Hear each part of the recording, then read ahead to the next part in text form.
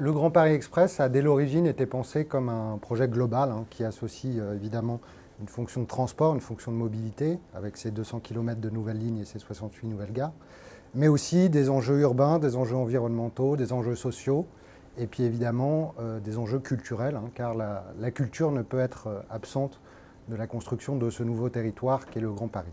Donc dès le démarrage de ce projet, on a eu la conviction à la Cité du Grand Paris qu'il fallait imaginer un projet culturel, artistique pour accompagner ce grand projet d'infrastructure qui dessine aujourd'hui la troisième révolution urbaine de Paris.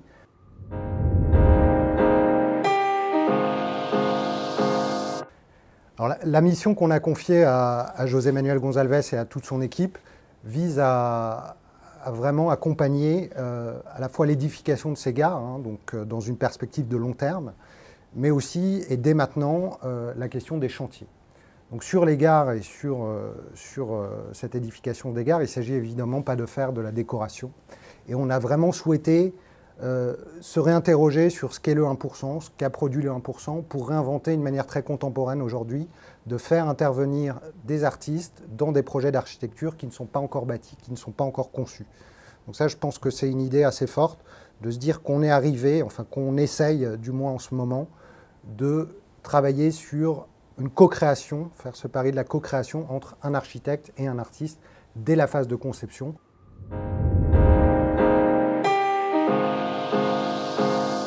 Les tandems, le principe assez simple au départ, c'est un architecte et un artiste pour une intervention dans les gares quand elles seront édifiées. Donc c'est un long processus de construction. Alors c'est plus que 2 personnes évidemment qui travaillent dessus, mais l'idée c'est de créer une forme et que cette forme constitue la collection de l'ensemble participe à la collection de l'ensemble du réseau. Le deuxième axe de travail qui est à l'opposé presque de celui-là, c'est les œuvres nomades. Les premières, elles sont nées quelque part et elles vont être là et rester un temps important, au moins 10-15 ans le temps de la gare.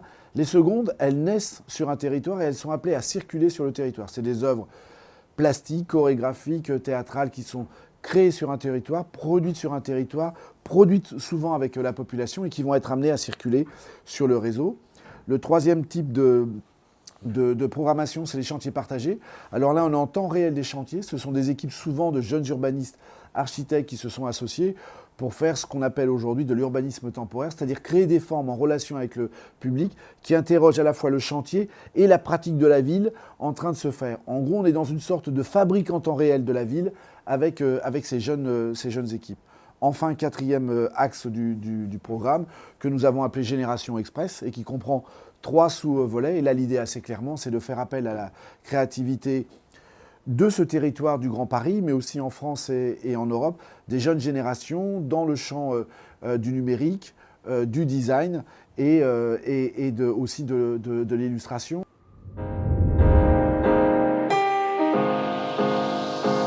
L'idée de l'intervention artistique, au fond, dès la phase chantier, c'est de profiter de ce moment de friche, au sens quasi littéral, même si on connaît l'objectif, pour que du coup l'imaginaire des citoyens, mais aussi des artistes, parfois ensemble et parfois de manière séparée, en profite pour interroger et inventer ce nouveau territoire qui va être ce territoire à la fois très concret et symbolique.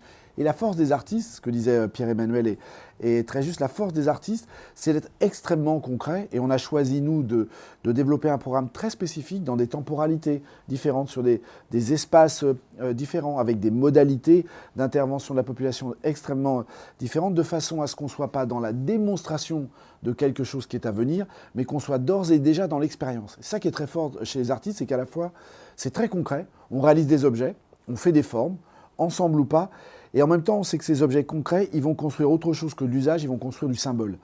Et c'est précisément dans ce temps-là, en gros, à chaque fois 6 ans avant qu'un territoire ne voit arriver complètement la gare, qu'on met à profit pour créer ces formes, ces symboles. Par exemple, un symbole tout simple, c'est comment une communauté qui à un moment est séparée sur un territoire, elle va se rassembler pour réaliser un objectif très précis qui peut être une fête de chantier, aussi simplement que cela, ou répondre à un appel à projet sur des nouveaux projets numériques qu'on est en train de réaliser avec les artistes.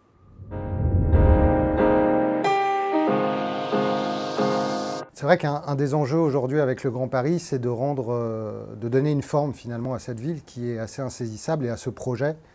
qui est finalement pour le citoyen assez flou, assez complexe et finalement impalpable.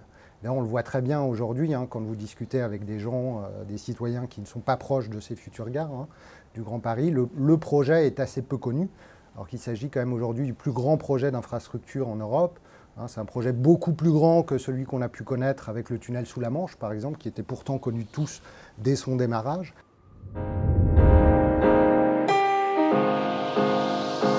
La question n'est pas simplement de se dire qu'on va venir être les bienfaiteurs avec les artistes de la population, mais c'est aussi en quoi la population elle-même va permettre de réinterroger les formes artistiques et les formes culturelles. Et on a bâti un programme de façon à ce qu'au fond, ce soit aussi un programme de conquête des publics, parce que là, on a affaire évidemment à une population et non pas à un public qui est dans une salle ou qui vient à une exposition.